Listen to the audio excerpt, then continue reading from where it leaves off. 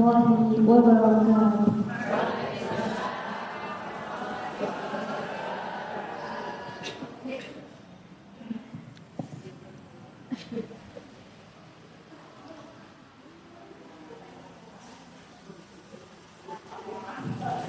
A'udzu billahi minasyaitonir rajim. Bismillahirrahmanirrahim.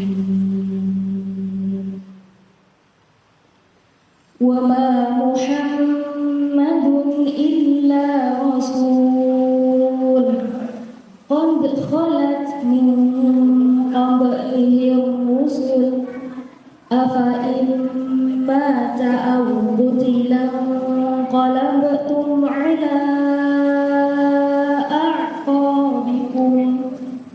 ومن ينقلب على عقبيه فلن يضر الله شيئا وسيجزي الله الشاكرين وما كان لنفس أن تموت إلا بإذن الله كتابا مؤجلا ومن يرد ثواب الدنيا نؤته منها ومن يرد ثواب الآخرة نؤته منها وسنجزي الشاكرين وكأي من نبي قاتل معه ربيون كثير وما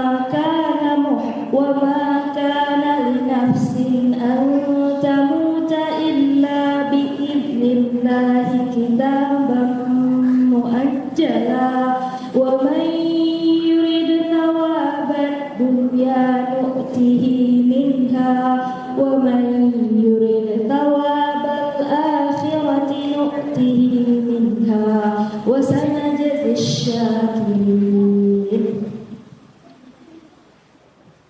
Bismillahirrahmanirrahim. Alhamdulillahi rabbil alamin. Ar-Rahmanir-Rahim. Maliki yaumiddin. Iyyaka na'budu wa iyyaka nasta'in. Ihdinas siratal mustaqim. Siratal ladzina an'amta 'alaihim ghairil maghdubi 'alaihim waladdallin.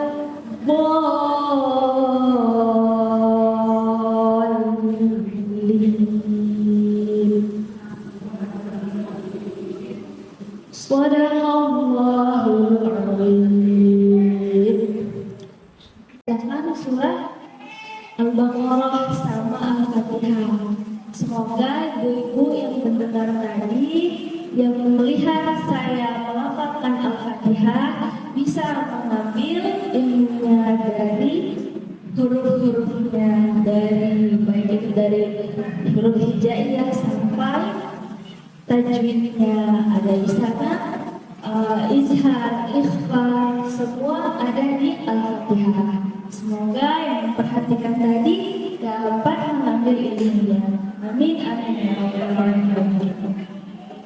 Syukran. Assalamualaikum warahmatullahi wabarakatuh.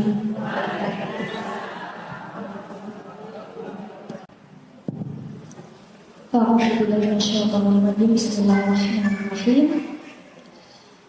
Assalamualaikum warahmatullahi wabarakatuh.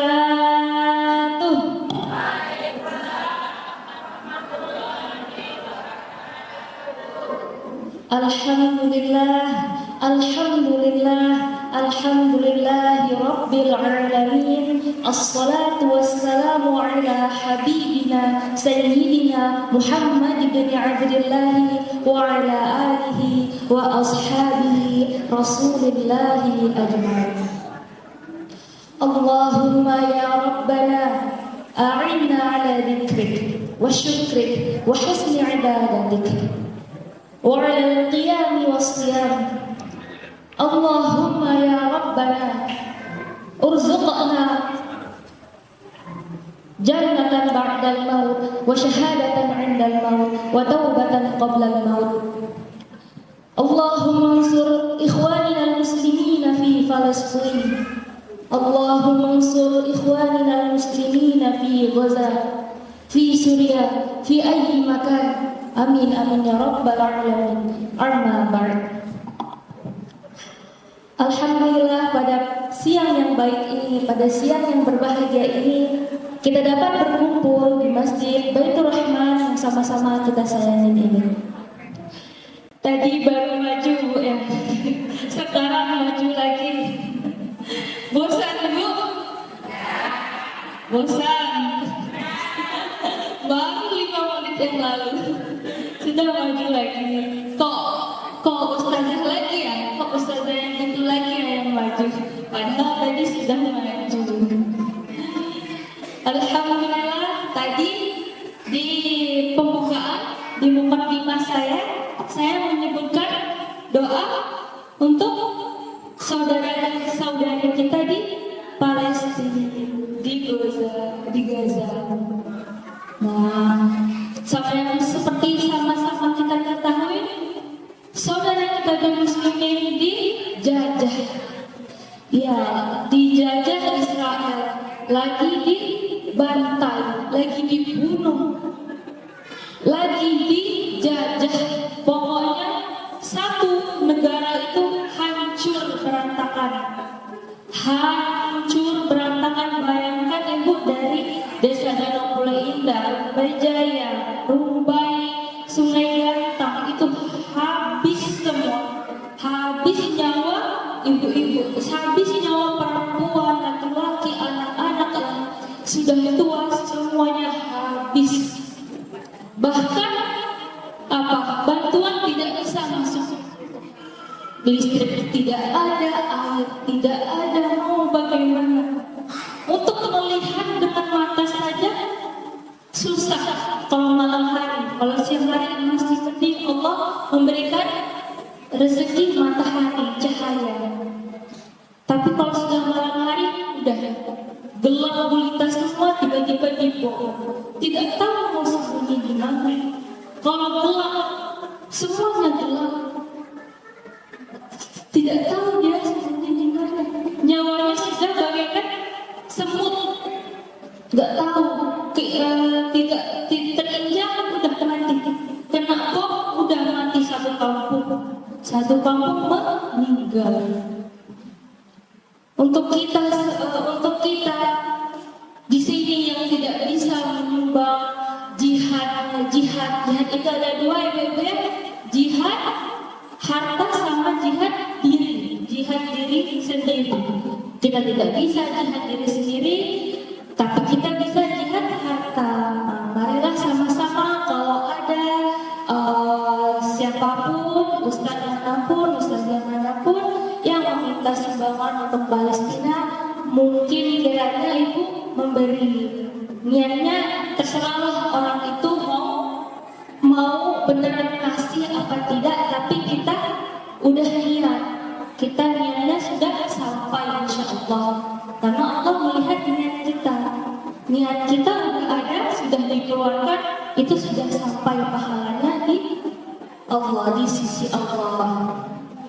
Nah, selain harta kita berinfak dengan harta, kita bantu dengan harta, kita bantu dengan doa. Karena doa yang paling mustajab, yang paling makbul, yang paling cepat sampai itu doa. Jadi selipkan di setiap doa ibu-ibu, di setiap untayan doanya, saudara-saudari kita yang di sana. Tidak perlu bahasa Inggris, bahasa Indonesia. Indonesia, pakai bahasa Indonesia aja.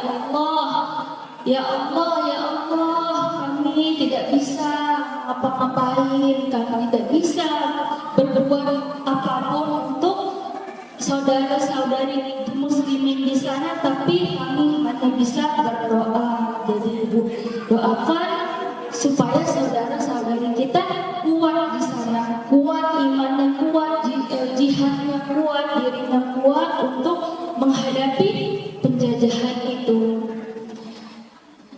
Amin, amin ya rabbal alamin.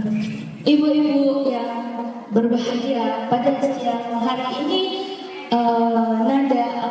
saya akan berbagi ilmu. Dibilang ceramah juga kayaknya belum pro, belum mahir, cuman bisa berbagi ilmu, sharing ilmu. Setelah 4 tahun di Mesir, di Universitas Al-Azhar, ngapain aja di Mesir? Ya belajar. Ngapain jauh-jauh ke Mesir kalau tidak belajar? Alhamdulillah pada hari ini saya akan menyampaikan berbagi ilmu tentang Al-Quran, syafaat Al-Quran. Jadi ibu-ibu, syafaat itu ada berapa? 5 atau 6? Ada 3. Ada 3. Yang pertama ada syafaat Al-Quran. Yang kedua ada syafaat Rasulullah Sallallahu Alaihi Wasallam. Yang ketiga dan seterusnya itu syafaat dari orang-orang yang beriman, orang wali-wali. Nah, dari yang ada sampaikan tadi, yang pertama apa syafaat? Yang paling utama itu ada syafaat Al-Quran. Ada hadis di kitab Riyadhus Shalihin karangan Imam Nawawi. Imam Nawawi sudah meninggal, itu ulama fikih, ulama hadis zaman dulu. Jadi beliau di karangan beliau ada hadis sahih hadisnya bersambungnya Rasulullah an Abi Umamah radhiyallahu anhu, dari Abi Umamah radhiyallahu anhu annahu qala, bahwasanya dia berkata, sami'tu Rasulullah sallallahu alaihi wasallam, aku mendengar. Abi Umamah bilang, dia ngomong, aku mendengar dari Rasulullah annahu qala, Rasulullah berkata, Iqra'ul Qur'an, Iqra'ul Qur'an, bacalah Al-Quran. Iqra', kan ada di Al-Quran, Iqra', bacalah. Bahkan ayat yang pertama turun kepada Rasulullah adalah Iqra'. Al-Iqra' ayat 1 sampai 5. Jadi bacalah, kata Rasulullah, bacalah Quran. Iqra'ul Quran fa innahu ya'ti yawmal qiyamati syafi'an li ashabihi. Maka sesungguhnya Al-Quran itu akan datang sebagai syafaat untuk kita di hari akhir nanti. Nah, jadi perbedaan, kenapa sih Rasulullah malah mengutamakan membaca Al-Quran gitu, mengutamakan meminta syafaat, berusaha untuk mendapatkan syafaat dari Al-Quran. Jadi bedanya syafaat Al-Quran sama syafaat dari Rasulullah. Dari Al-Quran ada syafaat dari Al-Quran bisa dengan membaca Al-Quran. Syafaat dari Rasulullah bisa dengan membaca salawat. Allahumma sholli ala sayyidina Muhammad wa ala ali sayyidina Muhammad. Nah itu bedanya. Apa bedanya sih selain beda bacaan? Nah, yang paling signifikan, yang paling detail itu perbedaannya, syafaat Al-Quran bisa menghindarkan kita dari api neraka. Rasulullah penolong kita dari azab. Jadi kita sudah diazab. Cuman Rasulullah ingat, oh itu hambaku, oh itu umatku yang dulu sering sholawat kepadaku, baru ditarik. Itu sudah posisinya na'udzubillah kita di neraka.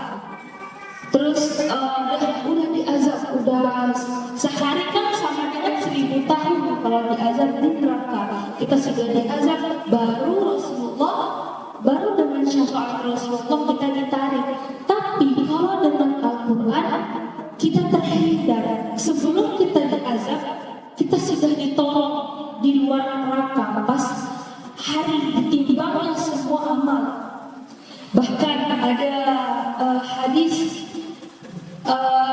penjelasan tafsir hadis di kitab saya lupa namanya. Di situ diceritakan ada sahabat, tahu sahabat Ali bin Abi Thalib, menantunya Rasulullah SAW, Ali bin Abi Thalib, terus Umar bin Khattab. Pada saat itu lagi di Yaumul Hisab, di hari dihitungnya semua amal, di hari akhir sudah meninggal semua, udah dibangkitkan di alam barzah. Itu bangkit Ali bin Abi Thalib, bangkit sahabat Umar bin Khattab, semuanya bangkit. Terus sebelum bangkit di dalam kubur ditanya, ada malaikat Munkar Nakir dalam kubur. Siapa malaikat di dalam kubur itu? Namanya Munkar Nakir. Munkar Nakir bertanya, tiba-tiba langsung bertanya, "Marrabbuk, siapa Tuhanmu?" Tanya ke Umar bin Khattab, tanya ke sahabat Rasulullah, sahabatnya Rasulullah, kekasih Allah, sahabatnya Nabi Muhammad. Tiba-tiba Munkar Nakir nanya seperti itu, langsung, "Marrabbuk, siapa Tuhanmu?" Nanya ke Umar bin Khattab. Bahkan setan aja takut kepada Umar bin Khattab. Malaikat dengan beraninya nanya ke Umar bin Khattab. Terus apa kata Umar bin Khattab?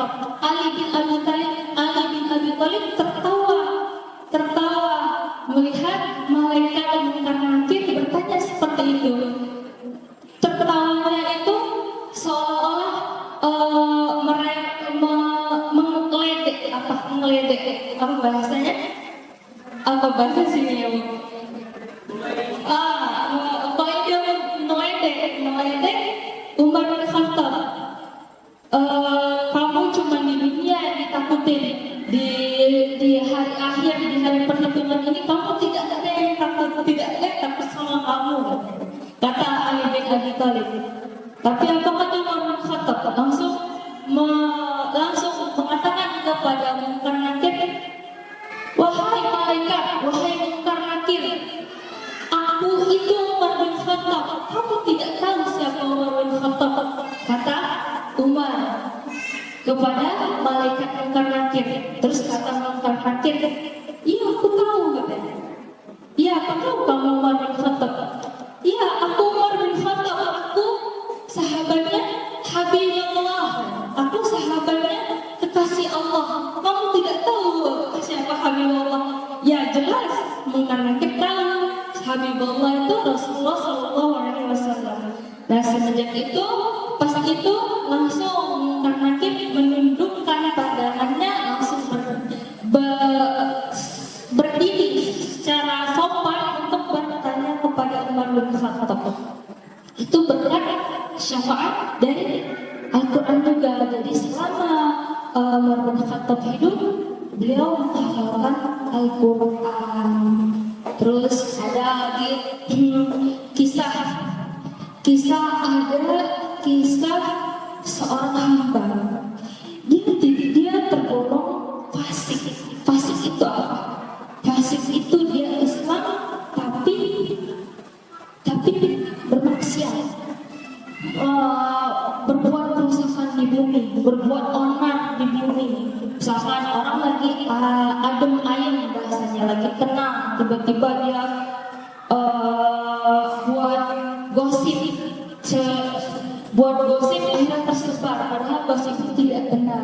Itu salah satu ciri-ciri anak fasik yang berbuat onar di muka bumi. Nah, jadi dia saking penuhnya dosanya itu, malaikat di mana? Di hari akhir berkata kepada beliau, kepada manusia itu, apa katanya? Udah masuk aja langsung ke neraka. Ngapain gitu? Ngapain kamu masih nunggu di depan pintu neraka? Terus apa? Datang seseorang untuk menolong manusia ini. Datang seseorang, ternyata itu siapa? Al-Quran. Ternyata Al-Quran yang menjelma sebagai manusia, sebagai makhluk. Al-Quran ayat-ayat yang menjelma sebagai makhluk manusia. Terus di hari pertimbangan itu, kata Al-Quran menjelma bilang ke malaikat siapa? Malaikat Malik yang menjaga pintu neraka. Kenapa kamu masukkan dia ke api neraka? Kenapa kamu mau azab dia di api neraka? Padahal dia selalu membaca surah Tabarak. Tahu ibu surah Tabarak? Tabarakalladzi biyadihil mulku wa huwa ala kulli syai'in qadir. Nah, itu yang di juz 28 ya. 29. Nah, itu di situ seorang manusia ini, hamba Allah ini sering membaca itu, walaupun dia berbuat maksiat, tapi dia hampir setiap malam tidak lupa membaca surah Tabarak. Itu baru satu surah yang datang menjelma sebagai manusia untuk menolong dia dari akhir, padahal dia seseorang yang fasik. Terus kata malaikat Malik apa? Kan dia sudah fasik gitu. Kan dia sudah fasik, sudah berbuat onar, sudah mencelakai semua banyak manusia di muka bumi. Tapi apa kata ayat? Apa kata ayat itu? Apa kata Al-Quran? Ya, tapi dia membacaku. Aku kalam Allah, aku perkataan Tuhanmu. Emang kamu mau mengazab? Emang kau mau bahasa kasar? Emang kau mau mengazab? Kamu mau mengazab ayat-ayat perkataan Tuhanmu? Tapi apa kata malaikat? Tentu tidak. Tentu tidak. Kalam Allah itu di atas segalanya. Perkataan Allah itu di atas segalanya. Bahkan di atas salawat kepada baginda Rasulullah Sallallahu Alaihi Wasallam. Nah, karena itu akhirnya berdebat hampir di situ, di kitab itu dijelaskan berdebat hampir 15 menit. Karena tidak di hari akhir tidak ada di situ mahkamah konstitusi yang kayak kita pergi ke hukum di misalkan di pemilihan, itu ada mahkamah konstitusi, ada yang melerai, ada hakimnya. Nah, di hari akhir tidak ada hakimnya. Hakim sebenar-benarnya hakim cuma Allah Subhanahu wa Ta'ala. Jadi akhirnya permasalahan itu berantem ya, kelahi antara malaikat Malik sama Al-Quran. Berantemnya bukan gue benar, aku benar, kau salah gitu. Tidak, berantemnya karena untuk mencari kebenaran. Akhirnya dibawa ke pengadilan Allah. Apa kata Allah? Kenapa? Ada apa kata Rasulullah antara malaikat dengan Al-Quran yang menjelma? Terus kata Al-Quran, dia sering membacaku di antara 114 surah di Al-Quran. Dia selalu membacaku, dia selalu memilihku. Dari 114 dia cuma memilihku. Padahal satu surah aja sudah bisa membawa kita ke depan Allah, sudah bisa membawa kita ke surga, sudah bisa membuat Al-Quran bagi kita syafaat. Jadi di situ dengan dalil itu, dengan dalil dari 114 surah, dia sering membaca aku, kata Al-Quran. Terus Allah langsung bilang apa? Allah di situ sedikit bukan tertawa tapi senyum gitu. Ya sudah, masukkan dia ke surga. Akhirnya seorang hamba yang penuh maksiat, yang penuh dosa, di hari akhir diselamatkan oleh satu surah di Al-Quran. Tabarok, ibu bisa baca Tabarok setiap malam, atau bisa juga Al-Waqi'ah. Al-Waqi'ah, idza waqa'atil waqi'ah laisa liwaqa'atiha kadhibah.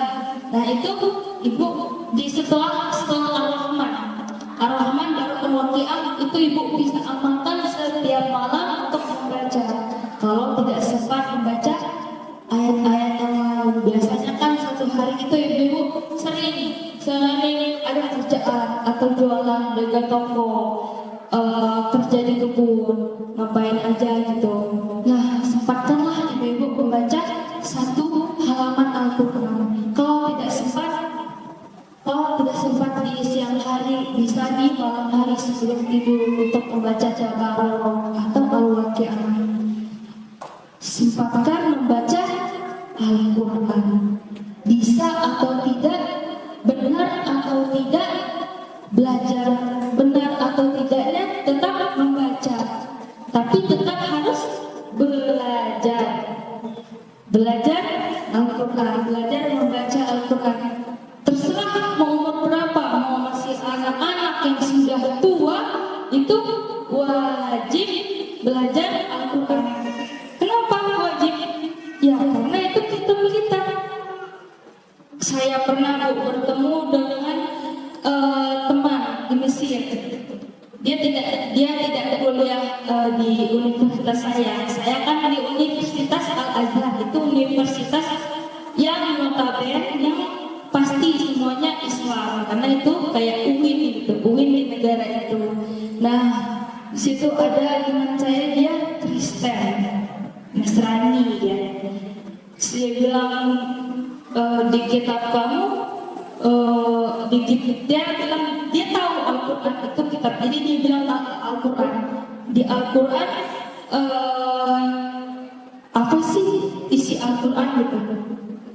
Ada nggak kisah-kisah ini, kisah-kisah nabi-nabi sebelumnya? Di kitab saya ada katanya Injil terbaru kan juga, Injil terbaru Bible namanya, atau Injil.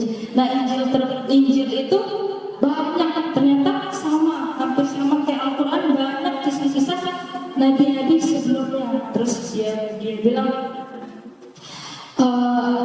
di kitab saya banyak kisah-kisah nabi sebelumnya, cuma yang tidak disebutkan satu kisah Nabi Muhammad, nabi terakhir. Terus saya juga bingung jelasinnya gimana. Memang iya, Nabi Isa, kalau secara sopan saya ngomongnya, kalau di agama saya, kalau di Islam, Nabi itu ada Nabi dan Rasul ada 25. Nah Nabi Isa, Nabi di agama kalian, di agama Kristen, Yesus itu Nabi Isa itu Nabi ke-24. Jadi Nabi ke-25 itu di agama saya, Nabi ke-25 itu agama terakhir yang pantas untuk diikuti syariatnya, bukan Nabi ke-24. Gitu tuh saya bilang. Terus katanya, tapi kok tidak ada disebutkan di Injil katanya. Terus saya bilang, ada, kamu aja yang tidak tahu, kamu aja yang tidak teliti. Ada di situ namanya Ahmad, Muhammad itu sama satu kata.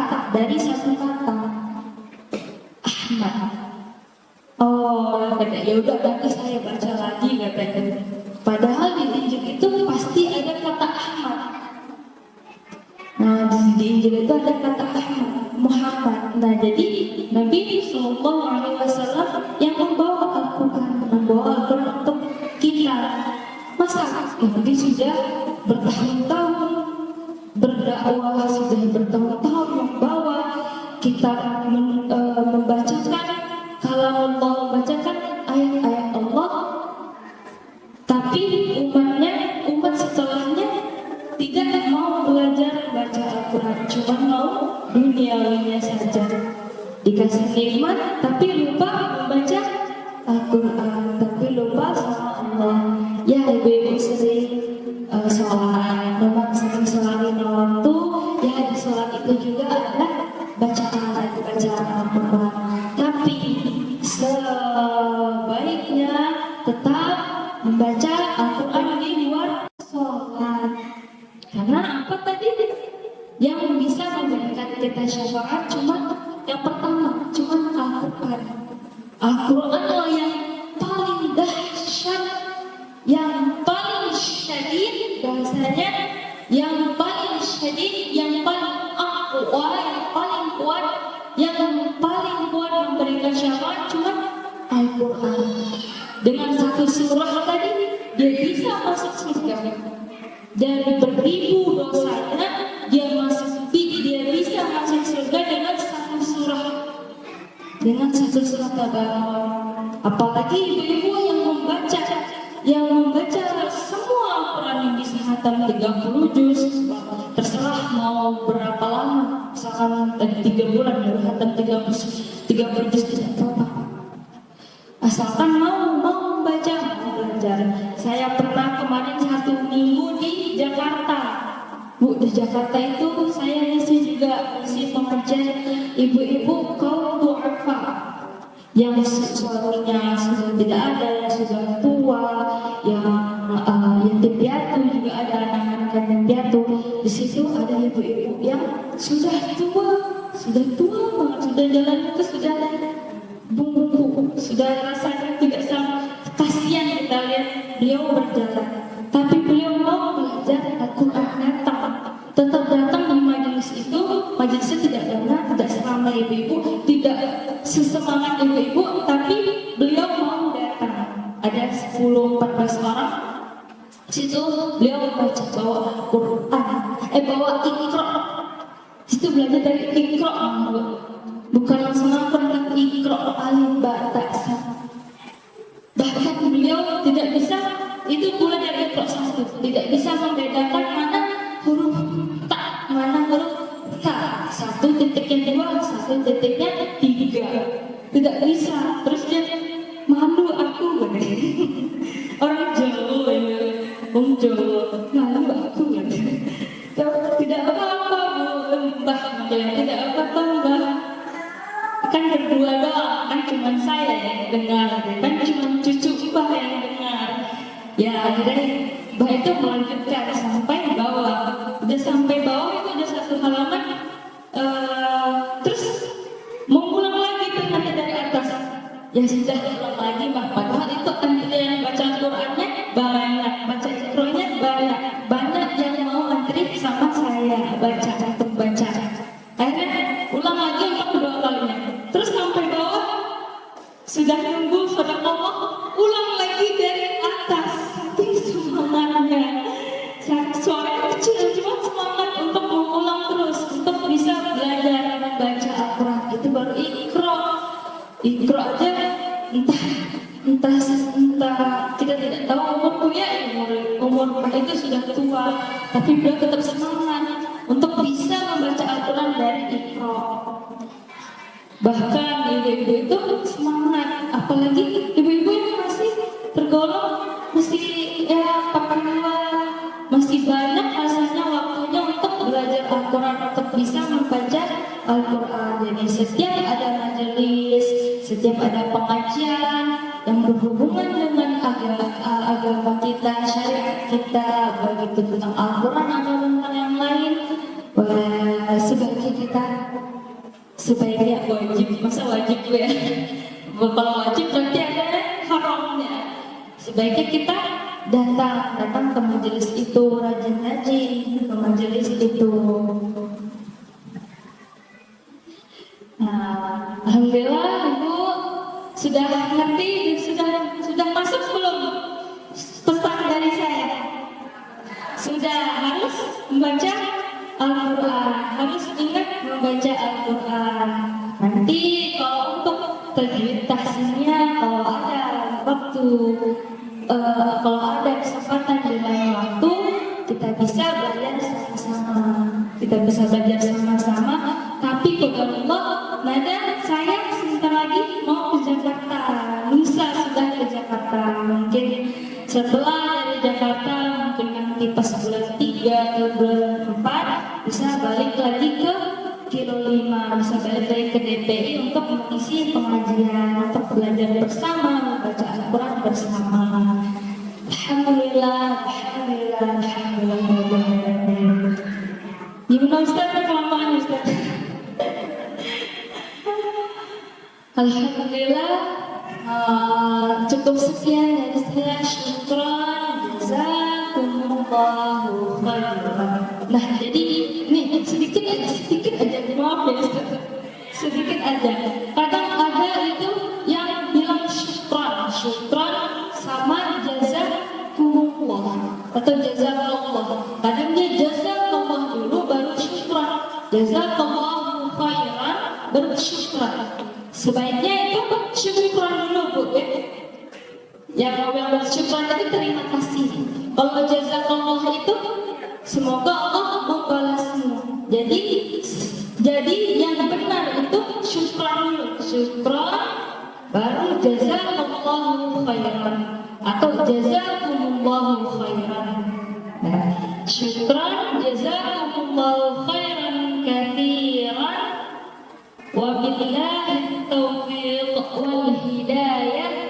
Wassalamu alaikum warahmatullahi wabarakatuh.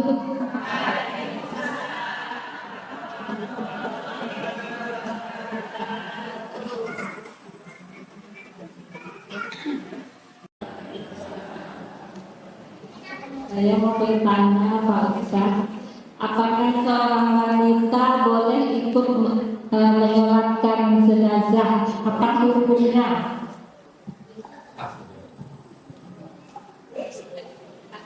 Satu lagi Pak, amalan di alam kubur itu apakah ada tambahan lagi al-waqiah tambah yasin? Itu bagaimana Pak Ustaz? Selain al-mulk.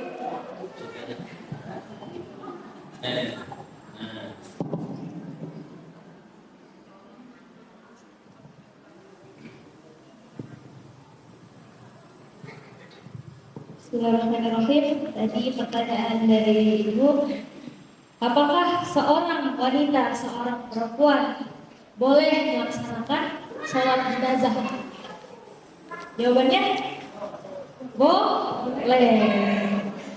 Dari zaman Rasulullah itu, Rasulullah memang pernah mengatakan tidak boleh wanita menyelenggarakan orang yang meninggal.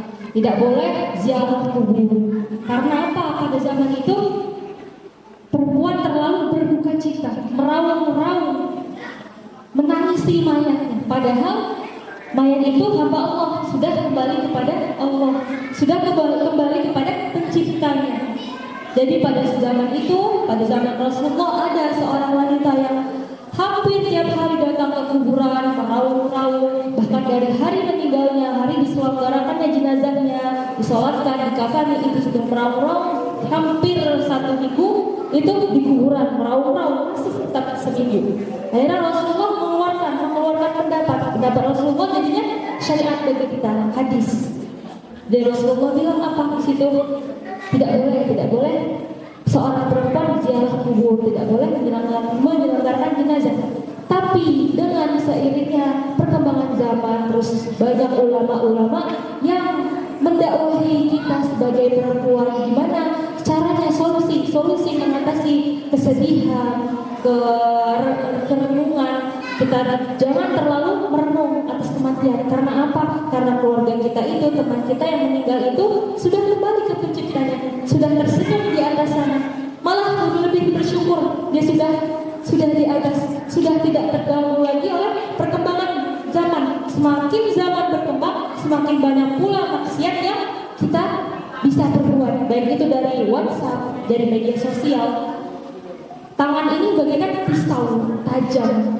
Sebenarnya kita bercanda atau kita tidak sadar, kita komen status teman kita atau postingan teman kita. Kita tidak bermaksud untuk menyindir atau apa, tapi kita ikut komen di postingan orang-orang untuk menggosip bahasanya di komenan itu, padahal cuma tangan kita. Nah, tangan ini nanti dihisap. Nah, itu dia. Jadi boleh seorang wanita untuk hadir sholat jenazah, tapi dengan ketentuan dia ikut sholat jenazah. Siapa yang nggak mau? Siapa yang nggak mau dapat pahala 1 kiron, 2 kiron? 1 kiron itu tadi apa kata saya? Sebesar Jabal Uhud. Jabal Uhud itu besar. Insya Allah ibu-ibu nanti semua kedepannya bisa berangkat umroh, bisa menjelajahi kota Mekah sama Madinah. Saya 2 bulan di Mekah Madinah, 2 bulan menjelajahi kota Mekah Madinah.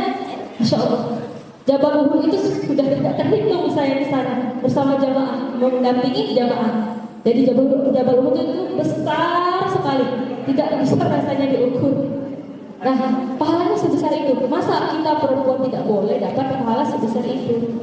Nah, jadi kita bisa ikut menyelenggarakan sholat jenazah.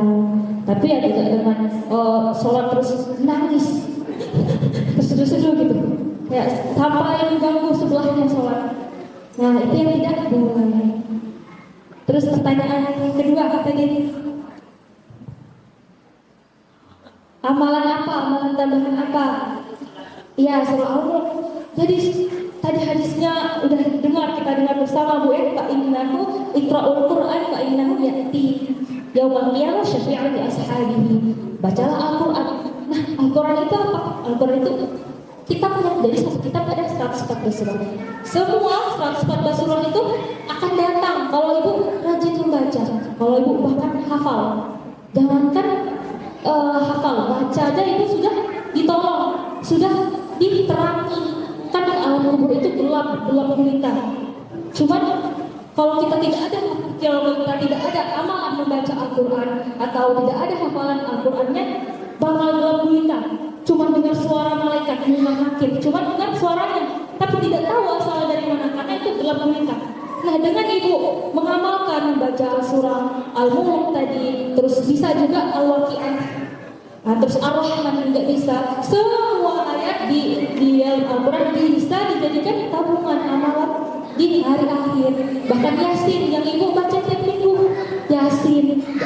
Bahkan saya pernah mendengar dari teman saya yang di Jawa, katanya kalau orang Jawa itu menghafalkan sampai harus hafal surah Yasin sama surah Al-Mulk, At-Tabarak itu. Nah, tapi tidak harus Tabarak, surah Yasin aja ibu amalkan sudah Masya Allah. Apalagi sampai hafal. Nah, itu sudah suatu tabungan yang amat besar. Dengarkan ibu tadi kematian, terus tema tadi kematian, alam neraka gimana, di alam kubur gimana. Apa yang bisa kita perbuat kalau sudah di dalam sana, kalau sudah meninggal, tidak ada yang bisa menolong kita kecuali kecuali baca Al-Quran. Amalan membaca Al-Quran itu yang paling mudah. Ibu-ibu tinggal baca Al-Quran, tinggal buka Al-Quran.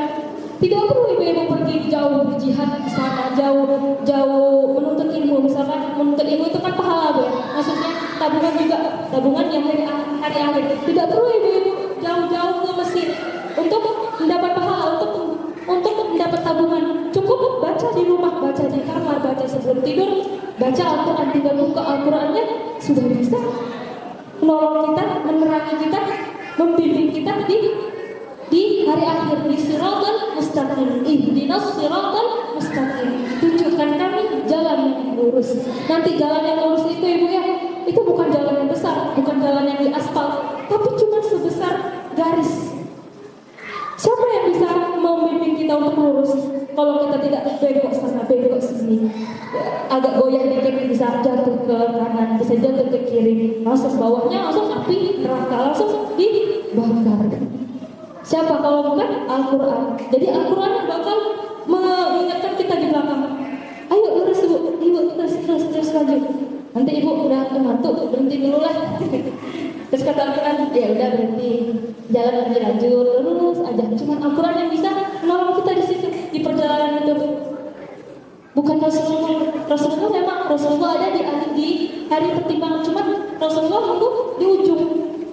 Jadi Al-Quran yang bisa membimbing kita untuk sampai ke Rasulullah. Nah, bacaannya apa aja tadi? Bisa Al-Mulk, Tabarok, atau Al-Waqi'ah, Yasin juga bisa. Apapun surah dalam Al-Quran yang bisa ibu amalkan. Apalagi ibu hafal, memang susah kalau hafalnya, tapi ibu bisa hafal yang juz amma, juz 30, yang dari Al-Duha sampai An-Nas, itu sudah Masya Allah. Sudah beribu tabungan ibu untuk di hari akhir nanti. Tapi dengan bacaan Al-Quran tadi, jangan pula dihapus pahalanya dengan mengetik sembarangan atau ngomong dengan belak-belakan. Seenggaknya kita harus bisa menjaga lisan. Ibu sudah baca nih setiap malam Al-Tabarak, Al-Mulk, tapi lisannya masih tidak bisa dijaga. Tangannya masih buat postingannya tidak baik. Jadi postingan itu dihitung juga gue. Kalau ibu buat postingan yang tidak baik, kata-kata yang tidak baik, itu dapat menghapuskan amalan kita membaca Al-Quran tadi. Jadi harus seimbang gitu. Al-Quran jalan, kebaikan ibu juga jalan. Semoga kita semua dapat bertemu di hari akhir nanti. Amin ya rabbal alamin. Udah asar ya, Bu? Udah cukup sekian dulu ya. Syukran. Assalamualaikum warahmatullahi wabarakatuh.